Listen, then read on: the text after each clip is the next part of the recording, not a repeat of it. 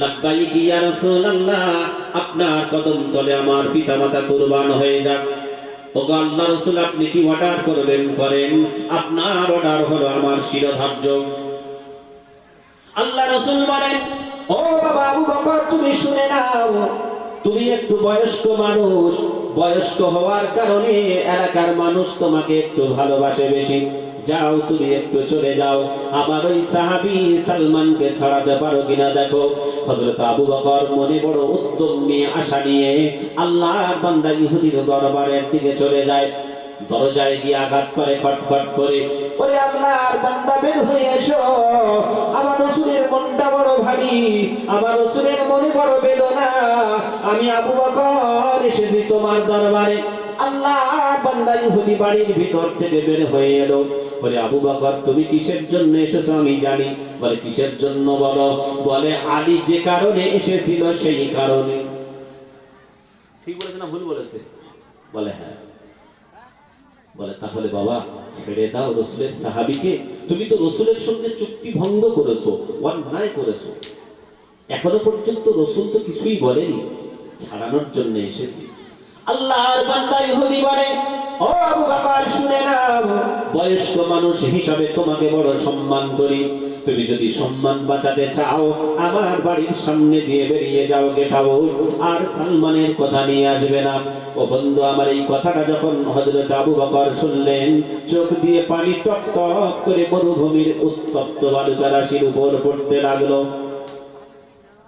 আবু বকর কাঁদছেন কেন? আবু বকর আল্লাহ রাসূলকে এমন ভালোবাসতেন নিজের জীবনের থেকেও বেশি। ঠিক বললাম না ভুল বললাম? প্রমাণ নেবেন? প্রমাণ নেবেন? হাদিস শরীফের ভিতরে পাওয়া যায়, শুধু একটু টাচ দিয়ে যাচ্ছে আপনাদের, সব ঘটনা বলার সময় নেই। আমরা সকলে জানি বন্ধু আমার, হেরা গুহার ভিতরে হযরত আবু বকর রাদিয়াল্লাহু তাআলা আনহু এবং আল্লাহ রাসূল যখন হিজরত করে যাচ্ছিলেন, হেরা গুহার ভিতরে হযরত আবু বকরের উরুর উপর মাথা দিয়ে আল্লাহ রাসূল ঘুমিয়ে গেছেন, আর আবু বকরের পায়ে একটা সাপ দংশন করে ফেলেছে। ঘটনা মনে নাই?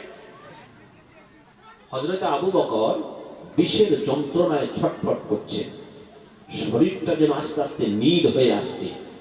উনি চিন্তা ভাবনা করছেন, আমি মৃত্যুবরণ করব সাপের এই বিষের যন্ত্রণায়।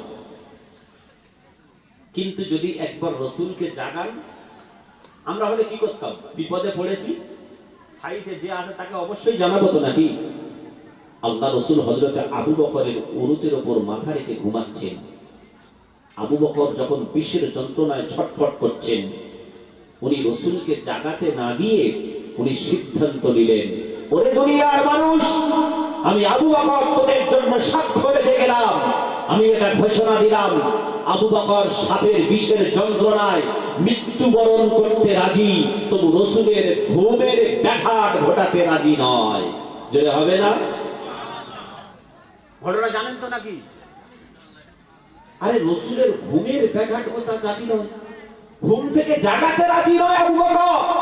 বলছে, না না না, রাসূলের ঘুমের ব্যাঘাত ঘটাতে আমি পারবো না, রাসূলকে ঘুম থেকে জাগাতে আমি পারবো না, রাসূলের ঘুম থেকে জাগানোর চেয়ে আমি আবু বকর আমার মৃত্যুবরণ করা হাজার গুণে উত্তম। আরেকবার জোরে হবে না? রাসূলকে কেমন ভালোবাসতেন, কেমন প্রেমিক গো! আর আমরা রাসূলকে কেমন ভালোবাসি? রাসূলকে ভালোবাসি তো? কারা কারা ভালোবাসি হাত তুলি দেখি তো। রাসূলকে ভালোবাসি কারা? সকলে, আবার সকলে বুঝে শুনে হাত তুলবে, হাত নামান। রাসূলকে ভালোবাসি যারা, ও বন্ধু, রাসূলের সবথেকে বড় নিদর্শন হলো, রাসূলের সবথেকে বড় নিদর্শন হলো সুন্নাত। কি কি?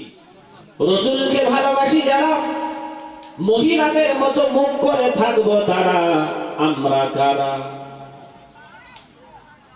রাখো না, আমি জানি কিছু রাসূলের প্রেমিকেরা, তাই না? আর রাসূলের সবথেকে বড় সুন্নাত নিদর্শনটা কি? সুন্নাত। এর একটা হাদিস বলবো ইনশাআল্লাহ।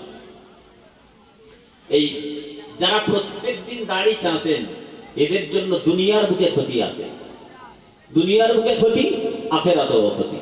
আচ্ছা, দাড়ি দিয়েছেন আল্লাহ কাদের? দেয়নি কাদের?